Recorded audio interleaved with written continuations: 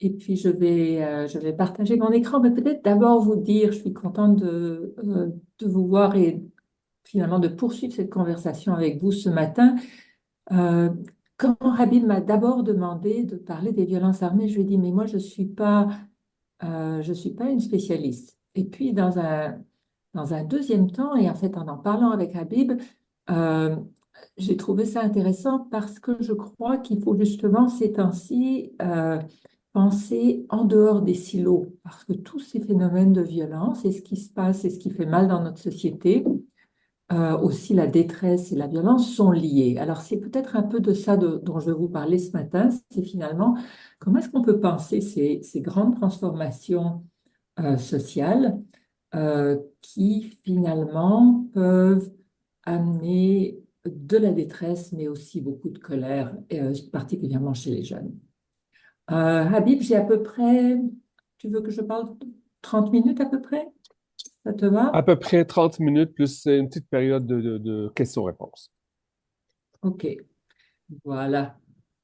Parfait. Euh, alors, quand on essaye de comprendre, et puis là, je vais passer très rapidement sur beaucoup de choses, mais quand on essaye de comprendre ce qui se passe en ce moment, il y a cette idée qu'il y a une montée de beaucoup de phénomènes et on se dispute beaucoup. Si vous regardez les nouvelles au niveau international, il y a des guerres, etc.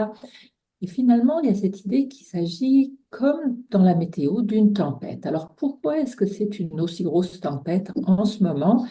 Il y a des phénomènes qu'on avait déjà avant, donc de tout temps, les crises économiques. La dernière très grosse, c'était dans les années 1930, hein.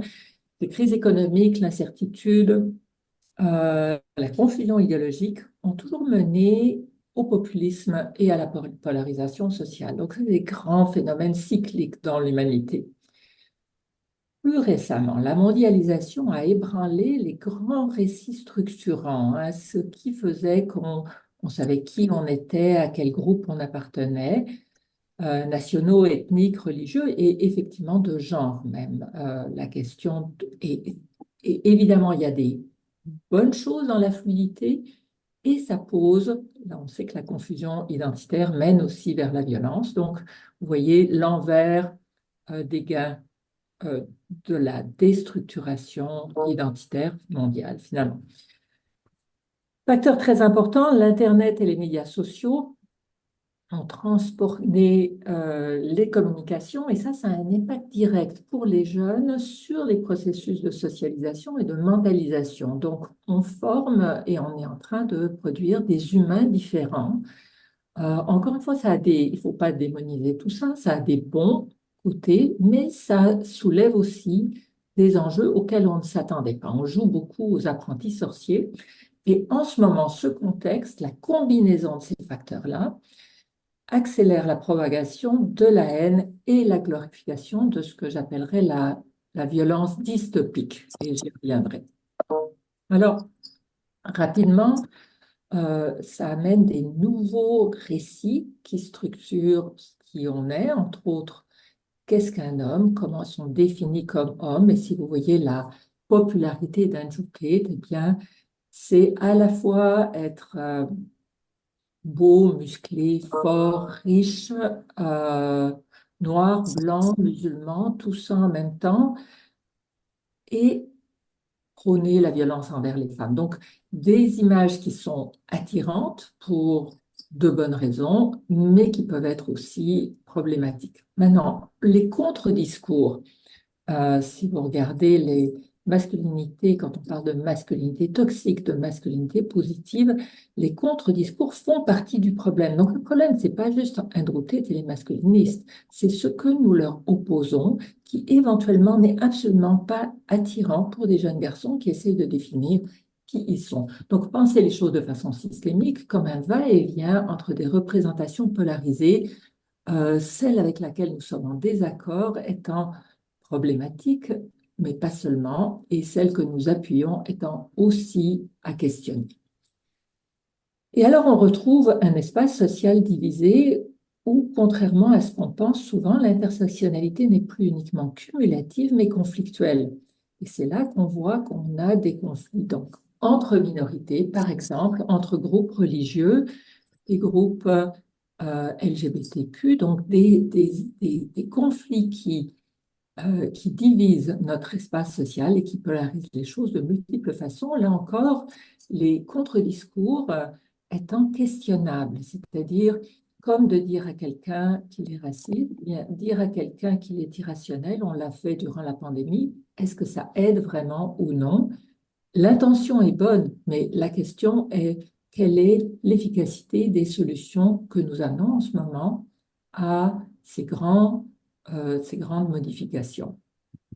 Alors, qu'est-ce que la violence nihiliste? C'est la violence, l'attirance pour une violence en elle-même, qui est associée finalement à une vision où le mal va prévaloir dans le monde, hein. Ça n'est pas les bons vont gagner comme toujours, un monde moral, le monde est immoral et finalement le mal et la destruction vont prévaloir. Ces temps-ci, et ça c'est une étude très récente dans les écoles secondaires qu'on a fait avec ma collègue Diana Miconi, cette assurance, glorification de la violence pour la violence explique beaucoup plus l'idée que les jeunes disent, ouais, moi je pense que des bombes c'est cool et je pourrais vouloir agir la violence, que les idéologies chez les adolescents québécois. Donc en fait, c'est plus cette glorification de la violence que des idéologies où on dit la fin justifie les moyens, qui vont expliquer l'attirance pour la violence. On comprend évidemment l'identification avec des modèles qui viennent des États-Unis, les tueurs de masse, les school shooters, et est associé, comme d'autres formes de violence plus idéologiques, à des griefs individuels, hein. Et ça peut devenir un réseau, une forme d'appartenance. Pensons à certains groupes qui d'ailleurs réfèrent un peu, ici on a des gangs à numéros, dans l'Ouest ils ont des groupes qui s'appellent par exemple 746, où on a des jeunes très jeunes, 13-14 ans, qui vont entre eux créer des réseaux et pousser d'autres jeunes en les intimidant à agir des violences sexuelles, de l'inceste contre leurs frères et sœurs, des arnaques contre leurs parents et des gestes de violence extrême. Donc, on parle de réseaux d'adolescents très jeunes où la violence en elle-même devient un mode d'identification et donne un sentiment de pouvoir. Alors, CROP, et là on remercie Monsieur Alain Giguère, qui est le président de CROP, a ramassé des données sur ces questions-là depuis déjà 2003. Et là, ce que vous voyez, c'est ces questions de banalisation de la violence. Donc, en 2003, les jeunes, on parle de 18 à 34 ans, on avait autour de 13% qui disaient la violence, finalement, c'est pas très grave d'exploser, etc. Vous voyez que ça a déjà beaucoup augmenté. On est rendu à plus de 30%. C'est lié, alors simultanément, au fait de ne pas avoir de sens à sa vie. Donc, vous voyez ce non-sens d'absurdité. Là encore, une augmentation, surtout la ligne bleue, c'est les 18-34 ans, surtout chez les plus jeunes. Alors, on retrouve ça aussi au secondaire, mais nos données ne datent pas de 2012. Mais ce que vous voyez, c'est que depuis 2012, on a une augmentation quand même très importante de cette impression que la vie n'a pas de sens, sentiment d'absurdité et sentiment de déconnexion sociale, la même tendance. Donc, une très, très grande solitude et cette impression que la loyauté envers un groupe social, envers une société a été ébranlée. Alors, encore une fois, rapidement, on parle, et vous allez parler avec M. Brisebois, avec les autres de violences armées, souvent liées aux gangs, aux cellules, aux numéros aussi à Montréal. Ben ça n'est pas totalement déconnecté des groupes extrémistes, où on parle d'idéologie hybride, entre autres, de masculinisme, la montée du nazisme, hein, l'attirance pour Hitler. Tout ça est très mélangé. Ce pas des choses qui sont indépendantes. On a souvent tendance à les penser en silo, pas non plus des acteurs solitaires qui vont le plus probablement faire des tueries de masse. Donc, c'est des fusillades qui sont liées aux gangs dans les rues de Montréal. mais ce sont les acteurs solidaires qui planifient finalement des tueries de masse, beaucoup plus souvent que les gangs ou que les groupes extrémistes. Et c'est ainsi en Amérique du Nord, c'est ça qui prévaut en termes de risque. Et finalement, encore une fois, pas non plus indépendant de ce qui est violence familiale et interpersonnelle. Donc, il faut qu'on pense tout ça ensemble en pensant que les cercles à votre droite, donc en bleu clair, ont un taux plus élevé de troubles mentaux et beaucoup d'isolement social, alors que les gangs et les groupes extrémistes ont un aspect d'appartenance socialisée qui a un effet protecteur. Et ça, c'est important quand on pense les stratégies d'intervention, même si les griefs psychosociaux existent tant d'un côté que de l'autre. Alors, une des choses qui est importante maintenant quand on pense le conflit au Moyen-Orient, c'est la distinction entre violence et engagement social. Parce que, alors encore une fois, une grosse étude qu'on a fait avec Diana, c'est Diana qui l'a fait, au sujet, au niveau du secondaire à Montréal, des données très récentes, il faut comprendre les modes de résistance et d'engagement social des jeunes, la distinction entre la promotion de la violence et l'engagement social n'est pas simple. Et en fait, on a montré qu'il existait tout un ensemble de profils, donc du soutien à la violence pure qu'on retrouve chez à peu près 15% des jeunes, à des profils d'engagement social pur sans aucun soutien à la violence qui prévaut chez à peu près 34% des jeunes, alors qu'entre deux, on a des profils mixtes.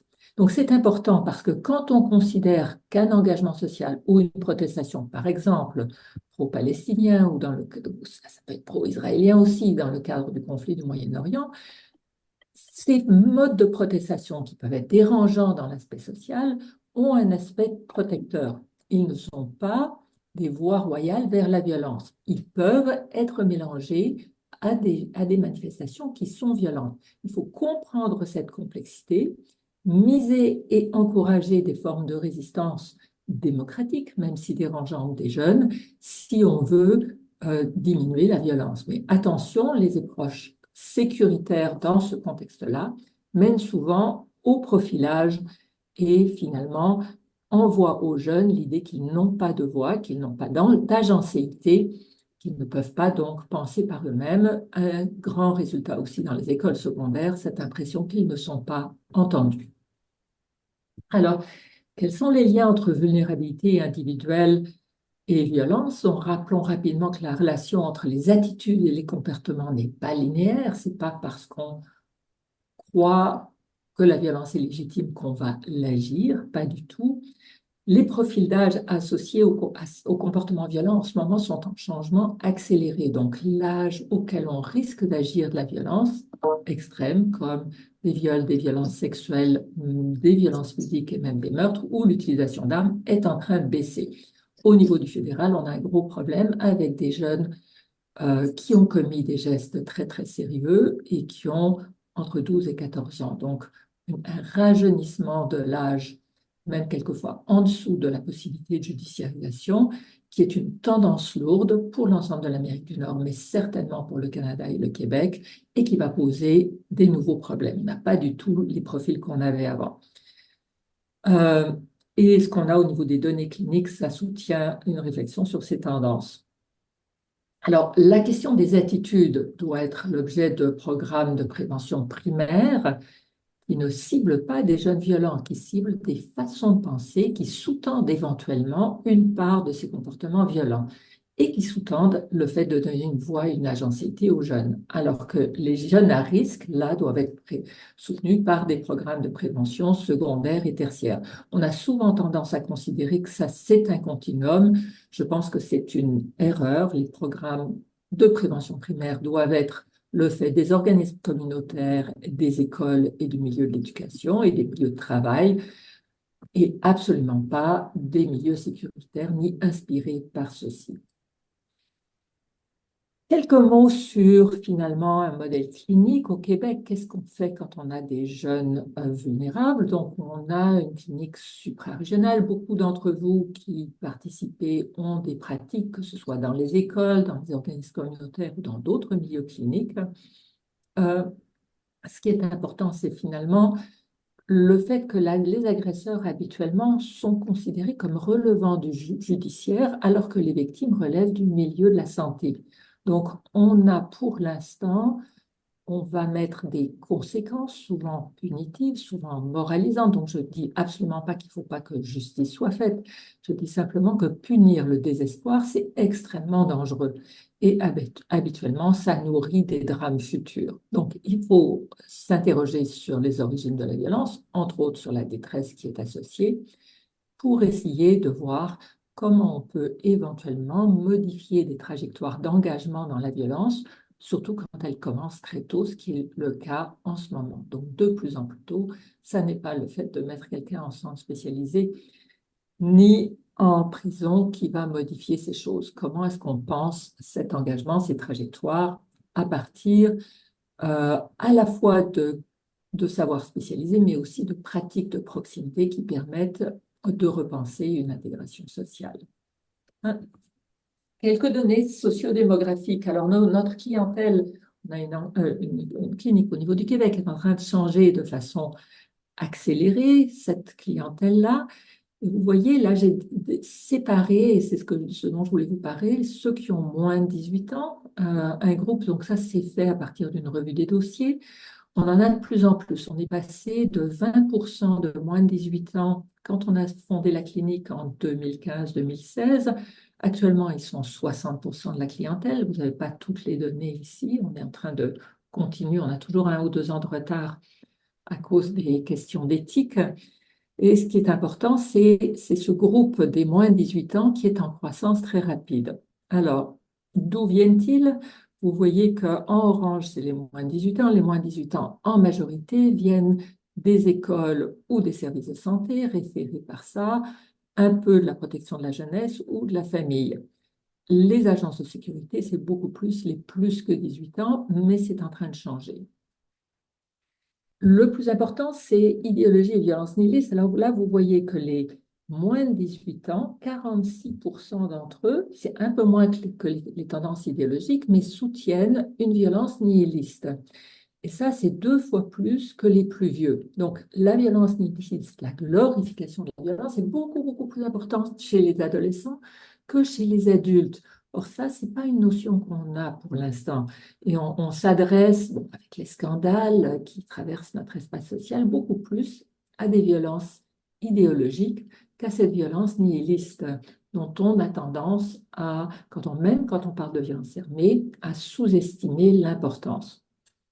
Si on regarde maintenant la question des idéologies, chez les moins de 18 ans, ce qui prévaut, contrairement à les plus de 18 ans, c'est l'extrême droite. Donc, c'est cette attirance pour Hitler et les suprémacistes blancs, etc., les masculinistes, alors que pour les plus de 18 ans, en partie à cause de la détresse associée au fait de ne pas avoir de conjoint, c'est plus, vous voyez, la violence liée au genre. Donc, on a, par exemple, les incels qui sont là, donc les gens qui sont très déçus parce qu'ils n'ont pas de conjoint ou conjointe, et une violence reliée au radicalisme religieux qui reste plus importante aussi. Mais chez les jeunes, cette question de l'extrême droite et cette question de la violence nihiliste sont ceux qui dominent. Même chose, mais avec une représentation par histogramme. Donc, vous voyez, la violence idéologique domine, mais plus fortement chez les plus de 18 ans, et la violence nihiliste chez les plus jeunes. Donc, pensez qu'il y a une différence dans les distributions idéologiques de la violence entre les ados et les plus vieux.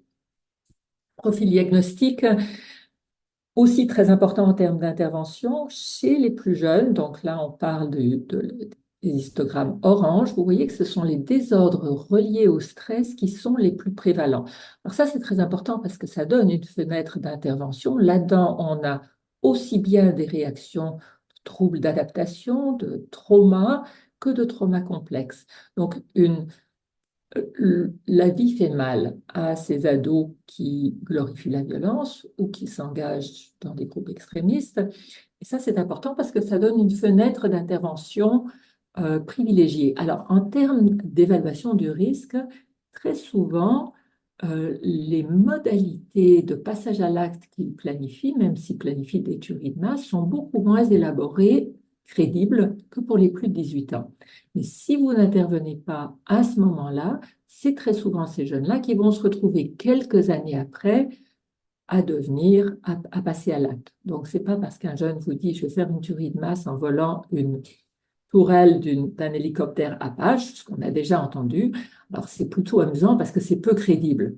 Mais la question, c'est, il va trouver, avec les années, une façon possible de passer à l'acte si on n'aide pas, si on ne s'attarde pas à ce désespoir et à cette rage. Mais une capacité d'intervention, donc les plus jeunes passent moins à l'acte, mais l'intervention est plus facile et souvent plus efficace à cause de cette prédominance des désordres liés au stress. Griefs psychosociaux, là encore une fois, comparer les plus de 18 ans et les moins de 18 ans. Chez les moins de 18 ans, l'école est en première position, donc les milieux d'éducation sont absolument cruciaux en termes de vécu d'intimidation, de vécu d'exclusion. C'est là que ça se passe. Intimidation aussi, et finalement beaucoup de problèmes familiaux. Mais le fait que l'école soit euh, en première position est quand même très important. Ça en fait un lieu d'intervention. Alors, il ne faut pas en mettre trop sur le dos des écoles, mais un lieu d'intervention privilégié en termes de grief. Vous donnez donc, évidemment, on ne va pas dans les cas confidentiels, mais vous vous rappelez de ce jeune homme, malheureusement tellement jeune et qui est mort, qui s'est fait tuer, personne n'a parlé de cette mort tragique, hein, qui avait tiré sur le président, sur le candidat Trump. Euh, et en fait, tout le monde pensait que c'était des motifs idéologiques, mais ce n'était pas des motifs idéologiques. Ils ressemblent à notre clientèle qui glorifient la violence parce qu'ils sont très malheureux. Ils cherchaient quelqu'un de connu sur qui tirer parce qu'il était tellement malheureux, un jeune homme introverti, brillant, différent, qui s'était fait intimider énormément. On n'est pas dans un profil idéologique et on n'est pas dans un profil délinquant. On a un jeune perdu, souffrant, auquel, quand il est sorti de l'école, on n'a plus accordé d'attention et qui finalement est passé à l'acte. Alors, quelques mots pour dire, qu'est-ce qu'on sait je pourrais vous dire beaucoup de choses, mais qu'est-ce qu'on sait de l'intervention? Est-ce que ça marche, hein? On a fait de la recherche, je vais juste vous donner une ou deux illustrations. Qu'est-ce que nos patients disent de nous, les jeunes et les moins jeunes? Parce que souvent, on prête peu d'attention à leur voix, et je pense que l'expérience subjective des jeunes est très importante dans les trajectoires de désengagement, que ce soit des gangs, que ce soit les trajectoires de désengagement aussi euh, d'un projet idéologique ou d'un projet de violence agi de façon solitaire, une planification. Et donc, la perspective des sujets est très importante. Alors, ce qu'ils nous disent, et on a des sujets anglophones et francophones, j'ai laissé les langues d'origine, c'est qu'habituellement, ils ont vécu beaucoup, beaucoup d'amertume dans le fait que personne ne les a entendus avant. Ils disent des choses qui ne sont pas acceptables et au lieu de les écouter, les gens les rejettent. C'est vrai qu'on a tendance à rejeter. Rappelez-vous, durant la pandémie, on disait des antivax, ils sont stupides, criminels, égoïstes. Et est-ce que ça a amélioré les choses? Non, ça a empiré les choses. Et ces gens-là, nos sujets, donc nos clients, nous disent la même chose. Comment on ne veut pas les écouter? Parce qu'ils parlent d'Indouté, parce qu'ils parlent de Trump, parce qu'ils parlent de Hitler. On les démonise et finalement, ils ne se sentent pas entendus. Donc, il ne s'agit pas de glorifier ni Indouté ni Hitler, là, mais d'entendre ce qu'il y a derrière le discours, d'entendre de façon respectueuse, dissensuelle, bien sûr, mais qu'est-ce qu'il y a derrière? Je pense que ça, c'est essentiel parce qu'ils ont vécu ces expériences de ne pas être entendus comme quelque chose d'extrêmement blessant, se sont renfermés et tournés vers ce qui leur restait comme façon de se faire entendre, c'est-à-dire la violence. Quand on les écoute respectueusement, quand on les écoute sans les juger, parce que c'est ça qu'ils disent qui peut se passer dans un espace qu'on crée avec des mentors ou avec des intervenants, ils deviennent beaucoup moins enragés. Donc, oui, ça diminue la colère, ça ne change pas, et ça c'est important, ce n'est pas de la déradication, ça ne change pas nécessairement les croyances. Et ils disent, je ne suis plus la même personne. C'est vrai que je suis plus enragée contre tout le monde. Ça m'arrive d'avoir des pensées comme plus pragmatiques, plus stratégiques. Et un autre sujet qui dit, je réalise que les autres aussi finalement pensent et sentent qu'ils ont un cœur. Et j'ai commencé finalement à avoir des relations, des communications avec des personnes que je haïssais avant, comme les gens de la communauté LGBTQ. Ils disent aussi comment l'intervention peut améliorer leur relation avec le reste du monde et comment ils peuvent commencer à arrêter de voir les choses en blanc et noir, arrêter de se chercher toujours un ennemi et voir l'humain dans l'autre. Et comment ça, ils vivent moins d'exclusion à ce moment-là. Tu sais, puis les gens le sentent, ils viennent vers moi. Parce que quand tu t'aimes pas, quand tu te hais, tu sens la colère, la haine, et le monde le sent. Euh, mais ce qui est amusant, c'est que ça ne change pas forcément leur façon de penser. Alors, il y en a qui disent comme ce patient qui dit, je peux continuer d'être pro-blanc, je peux continuer d'être nazi, mais je suis un meilleur nazi parce que maintenant, je veux être intégré, avoir un travail, avoir une femme, avoir des enfants. Alors, vous pourrez peut-être me dire, c'est pas du tout un succès, docteur Rousseau, les gens qui continuent d'être pro-blanc.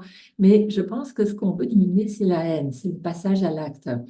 Et promouvoir un sentiment de respect dans une société qui est dissensuelle, où on n'est pas tous d'accord, mais ça ne veut pas dire qu'il faut s'entretuer. Tout le monde n'est pas comme ça. Il y a d'autres patients qui restent très fâchés et à ce moment-là, on est plus dans une position de mitiger le risque. Donc, les choses ne sont pas parfaites, mais il y a, pour ceux d'entre vous qui sont en intervention, pour ceux d'entre vous qui sont dans les écoles, c'est des pistes d'intervention qui sont différentes entre les jeunes qui sont à risque et la glorification de la violence chez les jeunes en général. Mais il y a possibilité, il y a de l'espoir. Je pense qu'il y a possibilité de faire des choses. Alors, en conclusion, on voit maintenant des visages différents de la violence, mais les accélérateurs de ces différentes formes de violence sont probablement communs. C'est une invitation donc à penser les choses de façon systémique. Il faut sortir de nos silos et je pense qu'il est urgent qu'il y ait une concertation intersectorielle. Et donc, ce que propose l'IRIPI aujourd'hui, c'est une très bonne idée. Merci.